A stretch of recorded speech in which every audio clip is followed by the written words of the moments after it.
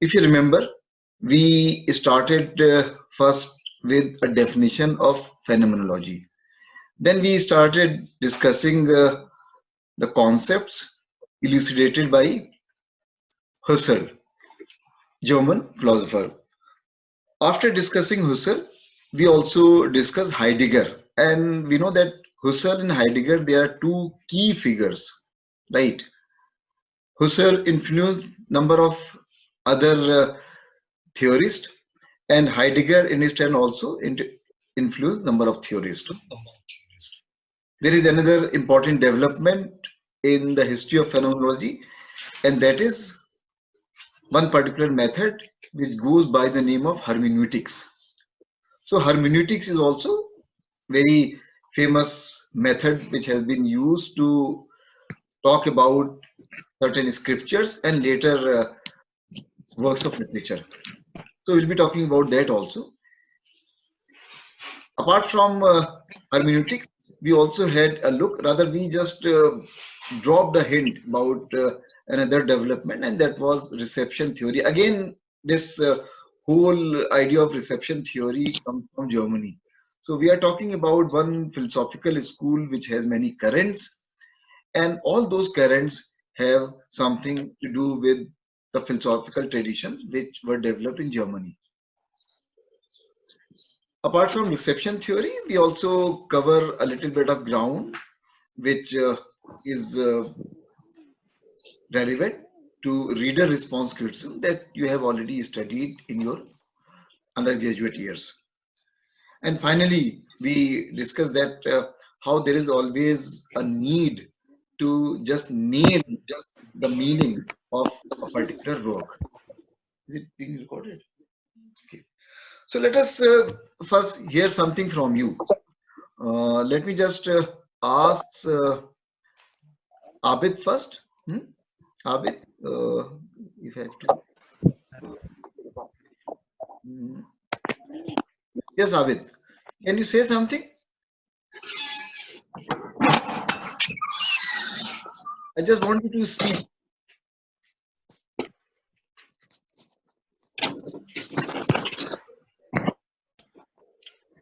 Yes. Afri, can you hear me? Okay. Yes. Okay. Just speak a few words so that I know that you are following me. Yes, sir. Are you following me? Yes, sir.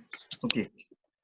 So right now I'm going to unmute you all so that you have my voice coming clearly. Okay, unmute everyone.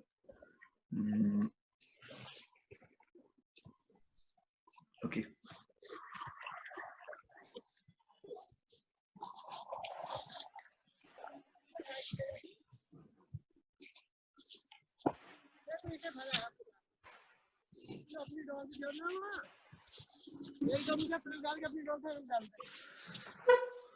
Now when I speak to you, and when I ask you to raise your hand, then just raise your hand. So how is my voice? How is the voice quality presently? Can you just raise your hand if it is good?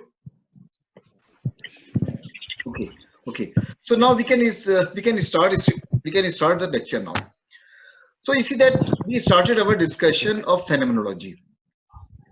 Now, how do we define phenomenology? Already we have talked about it. So essentially, we are talking about experience, and we are talking about structures of experience. This is a word, structures of experience. And phenomenology इसमें डालू रखते was रखते में developed in one particular अरे context. तो service पे आऊँ तो डालनी पड़ेगी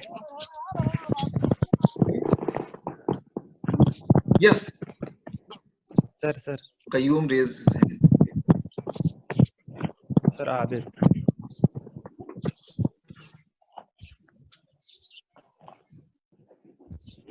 Yes, Qayyum.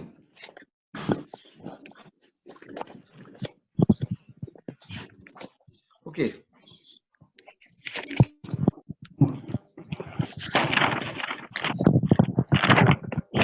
Some of them are making noise. Please tell everybody to settle down. Right.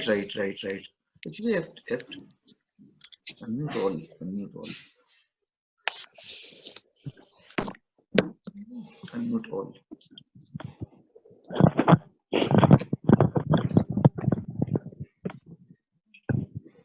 Is it better?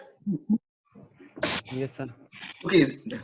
So you see that we defined phenomenology, and essentially phenomenology is a study of the structures of experience.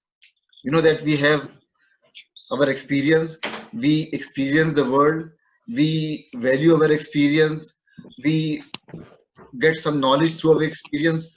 So phenomenology is essentially a study of the structures of experience. Now this particular study had its origin at a very important moment in history. And what was that important moment? It was after the First World War. So everything appeared uncertain. So in that atmosphere of uncertainty, one German philosopher, his name was Husserl, he tried to find some certainty, right? And he wanted to find some certainty about knowledge, how we acquire knowledge, how possibly we know what we know. So in that respect, you can also say that he tried to look at things, look at objects, not as they exist in the outside world, but as they appear to our consciousness. That means if there are objects in the outside world, how they appear to our consciousness, how they appear to our consciousness, actually, that is important, not their independent existence in the world. So that means I'm in direct relationship through my consciousness to those objects. And if I acquire some knowledge, then that knowledge is reliable because that is directly experienced. So this much about this particular term. Now, objects can be regarded not as things in themselves, but as things which are intended by consciousness. But there are so many objects in the world, and if we are focusing attention on one object, then it is also important in phenomenology that we must suspend our natural attitude. We must suspend our opinions about all other things, but focus only on the thing, the object which we are looking at, which we are experiencing. In phenomenology, this is called phenomenological reduction. That means we are reducing things to one particular thing which we are trying to experience, which appears to our consciousness, right? We have already discussed this point, and we further say that phenomenology is also interested, and this is Husserl's phenomenology is also interested in discovering the essence of objects, essence of things, the essential nature of something. In other words, he is trying to get to the essence of something. And when one learns the essence of something, then one is also learning the universal nature of that particular thing. So if we learn something about a table, then we have also discovered the essential nature of table. If we look at a bird, then we also discover something about the essential nature of that bird. That means in phenomenology, essentialism is an important concept. And we are talking about universal essences of things. So it is not simply one object, it is not simply one particular thing, but rather its essence, its universal essence, which becomes important. Furthermore, we see that this particular criticism influenced, it had great influence on Geneva School of Criticism. It was a school of criticism called Geneva School of Criticism. What happens when we read something inspired by Geneva School of Criticism? There is one important work which is attempted in that background. And what is that work? It is the early work of American critic J. Hillis Miller. J. Hillis Miller is usually known as a critic of deconstruction, somebody who applies deconstruction to the study of literature. But in his early work, and this work is on Thomas Hardy, the title of that work is Distance and Desire in Thomas Hardy. What is he trying to do, or what a critic tries to do when a critic offers a phenomenological reading of an author? The critic does not look at the biography of the writer. That means, what are the biographical facts of a writer's life? They are considered unimportant. The critic does not even see the conditions of the production of that work. That means, when that particular work was produced, what was the context of its production? Even that particular thing is unimportant. Even the intention of the writer.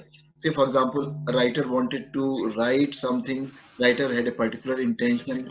Milton says that his intention in writing Paradise Lost was to justify the ways of God to man. But in this kind of criticism, even intention is unimportant.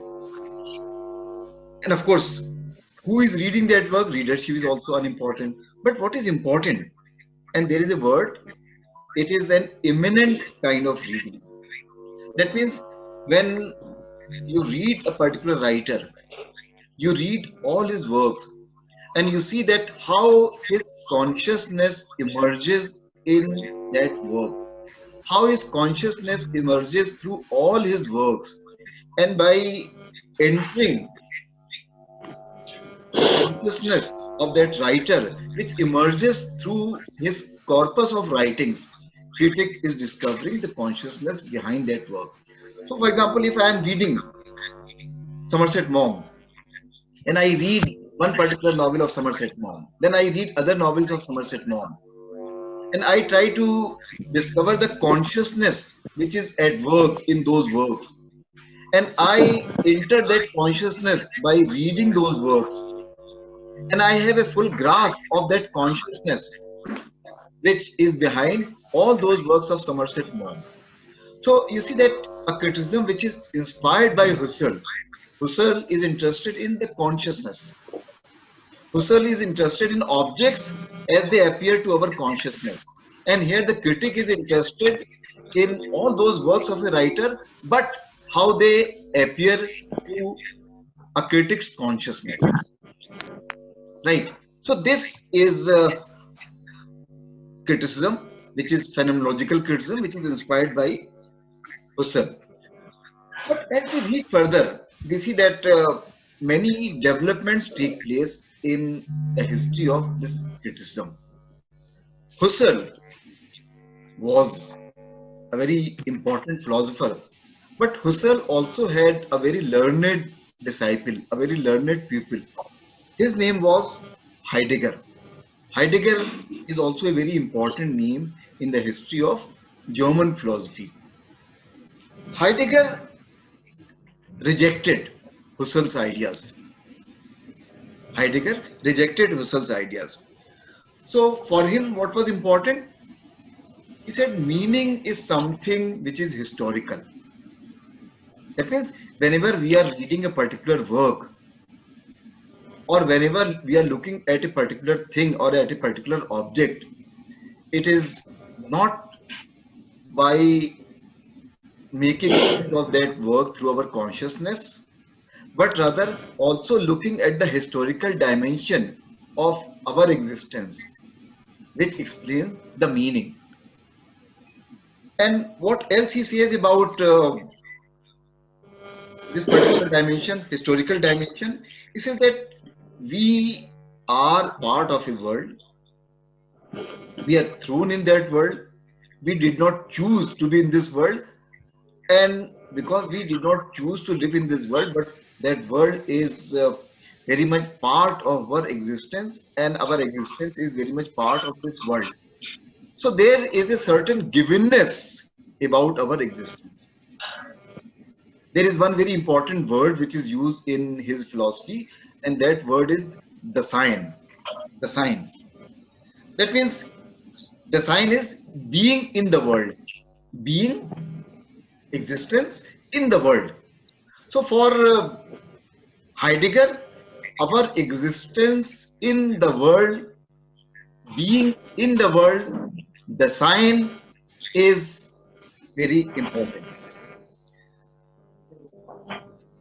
What else we can say? That there are certain terms which are used to talk about Husserl's philosophy and a term which is used to talk about Heidegger's philosophy. Heidegger's philosophy is hermeneutical phenomenology, and Husserl's philosophy is transcendental phenomenology. This is an interesting term, transcendental phenomenology. Why is it an important word in the context of Husserl's philosophy? Because in phenomenology, and especially phenomenology which is advanced by Husserl, and of course this term also, or this philosophy also, owes its origin to Husserl. Here subject is transcendental. Subject is so powerful. Subject is so important. And I explain to you the meaning of the word subject in philosophy. Subject is individual. So individual consciousness is so important that it can discover meaning of an object. It can discover universal meaning of an object. That means individual consciousness is so important. There were other schools, philosophical schools earlier. Say, for example, positivism, where outside world was very important. And in later theories, you will see that certain other things are important, not subject. So when we say that subject is important, that means human subject becomes very important. Individual becomes important. Individual consciousness becomes very important. Now, there is some criticism of Heidegger also. And what is that important criticism of Heidegger? That he advocates a kind of servility before a text. That means one should listen to the meaning of a text and the meaning will come automatically. That means he advances or he advocates a kind of servility before a work. And what more, even his so-called emphasis on history is also not very reliable, because he is not talking about history which we live, history which is there in the outside world, history of oppression, history of power, history of relationships, but rather he is talking about time and being. That is time. Time is a more abstract concept. History is a more specific concept. Time, something very abstract, but history is something specific. You have history of people, you have history of nations, you have history of exploitation, you have history of madness, you have history of revolts, you have history of protest. But time appears very abstract when we compare time to the concept that the word history carries with it. There is another more say serious criticism of Heidegger, that he had a brief stint flirtation with Marxism. So in a way, here this entire attitude of servility before a text is akin to servility before Führer, before Hitler. Now these are two important names, Husserl and Heidegger, and we see that their ideas, their philosophical ideas, are taken up by many critics who are talking about literature directly. Husserl and Heidegger are not talking about literature directly; they are philosophers. But Geneva School of Criticism was a school of literary criticism, so they were inspired by Husserl's ideas. Then there are others also. Two important names here. One is the name of an American hermeneutist, E.D. Hirsch. Who is he? An American hermeneutist. He is inspired by the ideas of Husserl. So we see this link. Husserl influencing American hermeneutist E.D. Hirsch. And there is one other name. His name is Hans Gadamer. Gadamer is also a philosopher and he is also a literary theorist. Gadamer is inspired by Heidegger. So we see the work of Husserl and Heidegger is creating a kind of chain where others will join in. So let us first think about E.G. Hirsch, and I use the word hermeneutics. Hermeneutics. That that E.G. Hirsch was an American hermeneutist, and the other person Heidegger also used hermeneutist, and the word hermeneutics was also used with reference to the philosophy of Heidegger. So what is hermeneutics? What is hermeneutics? If you look at the history of hermeneutics, it was first applied to the study of Bible. It was first applied to the study of scriptural text. That means religious text, works of religion. But after that, it was applied to secular literature as well. And hermeneutics is a method of study. It is a particular kind of approach to text. And what is important in all this discussion is meaning. That means what is the meaning of a work? How do we arrive at the meaning of a particular work? How meaning can be disputed? What are various methods to arrive at the meaning? And what is the certainty that our meaning is right? Whether the meaning is stable or not, or whether the meaning changes over a period of time. These are all questions which are relevant to any student of literature, important for any student of literature. So hermeneutics, let us define, is the study of understanding, how we understand something. The term also has a particular kind of origin. Term, that means I'm talking about the semantics of the word hermeneutics. It takes its name from Greek god Hermes. You know that many important terms in English literature, many important tropes in English literature, many important concepts in English literature, they owe their origin to Greek mythology. So here we are. Hermes is the name of Greek god. And what this Greek god used to do, he used to deliver and interpret messages. It is somebody who delivers a message and somebody who interprets a message. Here you have a clue to this method of study, hermeneutics. Somebody who interprets and somebody who delivers.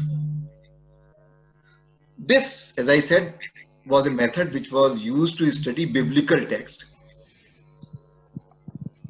There is often a lot of discussion about the meaning of certain concepts in Bible, meaning of certain allusions in Bible. What is the meaning?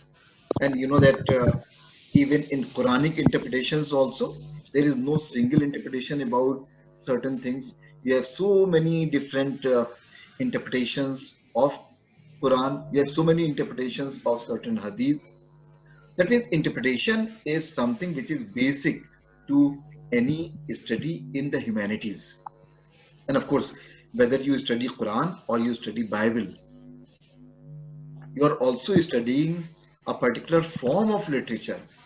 Bible is also considered a form of literature. You don't read everything literally in Bible. Similarly, Quran is also a form of poetry, and you don't interpret everything literally.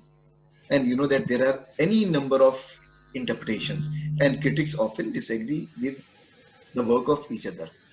So hermeneutics was basically a method which was used to the study of Bible. And what is central to hermeneutics? Understanding, meaning, interpretation. These are the things. Now, today, for example, hermeneutics is not confined to Bible, but rather hermeneutics can be used, it can be employed, or this method can be employed to different kinds of texts. That text can be written, that text can be performed, That means written means we are talking about books that we read. It can be performed. So, for example, we are watching the performance of a play. That play is also a performance, or we are watching a film. That is also a performance. So, whether we are reading a book or we are watching a play in a theater or we are watching a film, these are examples of performed text. And you can also have a photographic text. So, you see a painting, you see a picture, you see, say, pieces of sculptures. These are all examples of certain images, but they are also examples of text. You see the picture of Mona Lisa, and still there is a lot of debate about the meaning of Mona Lisa's smile. You just Google Mona Lisa's smile, and you'll find that there are number of interpretations about her smile. And so you can also have number of interpretations of other pictures also. See, in postmodernism, for example, you have those pictures of Madonna, you have those pictures of many pop stars. They also convey a certain kind of meaning. So, hermeneutics can be applied to the study of written text, that means literary text. It can be applied to the study of performed text, plays, films, and so on. And it can be applied to the study of photographic text, something that you see in the form of pictures. There is another very interesting term about hermeneutics. And what is that term? Hermeneutical circle. Hermeneutical circle. Now, what is hermeneutical circle? There, the assumption is that a work is a kind of organic whole, and there are different parts of a work, and there are individual features. All these individual features together make a whole, and a whole consists of all those individual features. That means individual features make a whole, and whole consists of individual features. So what happens in employing the method of hermeneutics, that if we want to understand the whole, if we want to understand the entire context of a work, then that context is understood in relation to all possible parts, all possible individual features. Or if we want to understand one particular feature, one individual feature, that individual feature is to be understood in relation to the whole, in relation to the entire context of the work. Say, if we are reading a novel and we are looking at one particular character, then that character can be understood only in relation to all other things in that text. And similarly, if you want to have a fair idea about the context of a work, then that context is explained with reference to all individual features which comprise that work. So this is something about hermeneutics. Now, what else is there about hermeneutics? Hermeneutics has usually been applied to the study of past works which were written, say maybe in earlier periods. Usually, hermeneutics is not employed to study contemporary works. And furthermore, you see that hermeneutics also sees a kind of relationship between past and present.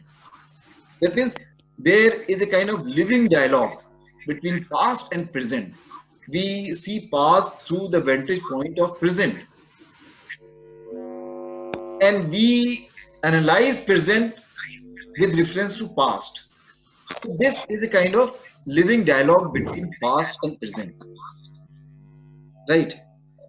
Now this is very important because we are talking about one particular method of study.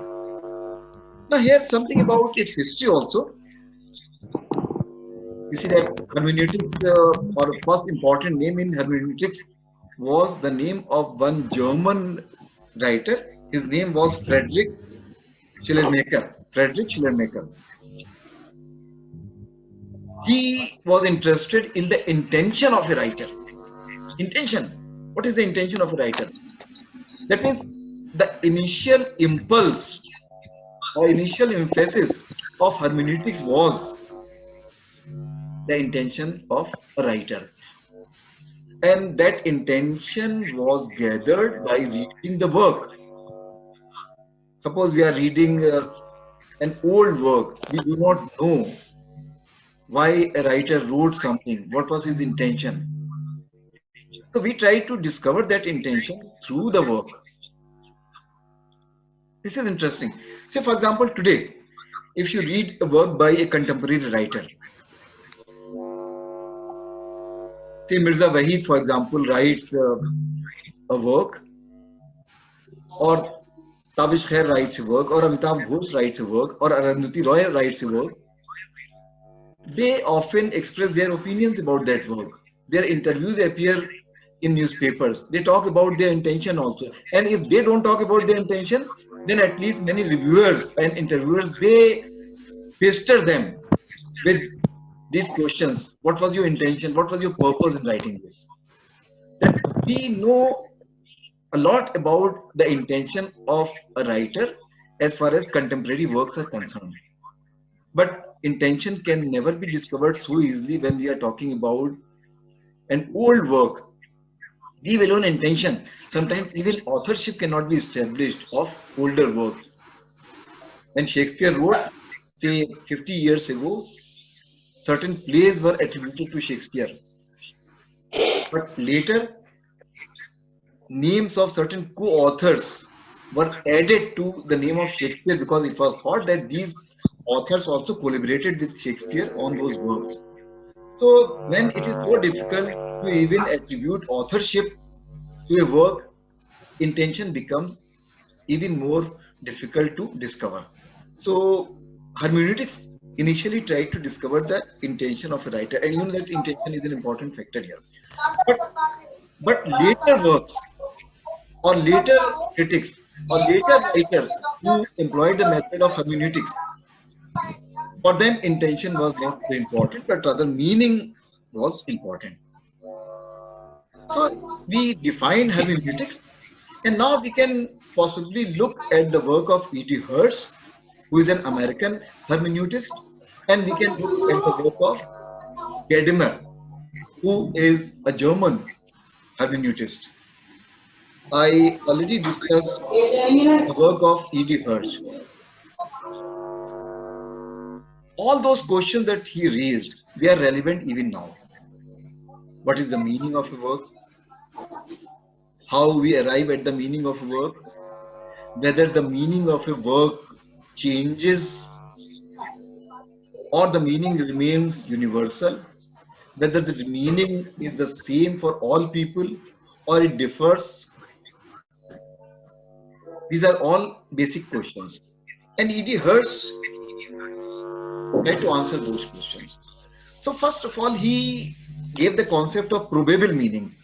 He says that, okay, if we are reading a very old work, we can possibly not be sure about the meaning of that work, but we can be sure about its probable meaning. So if Shakespeare was writing Macbeth, and if Shakespeare and Lady Macbeth was saying that all the perfumes of Arabia cannot sweeten this little hand, Lady Macbeth was not thinking about coronavirus, was she? Right? But today, for example, if you are sharing pictures of Lady Macbeth or sharing pictures of the cover page of Macbeth, and you are writing this sentence, all the perfumes of Arabia cannot sweeten this little hand. So there is obviously something about these lines which you consider important. So here you have a very nice distinction between two concepts. with E.G. Hurst's advances. One is the concept of meaning, and the other is the concept of significance.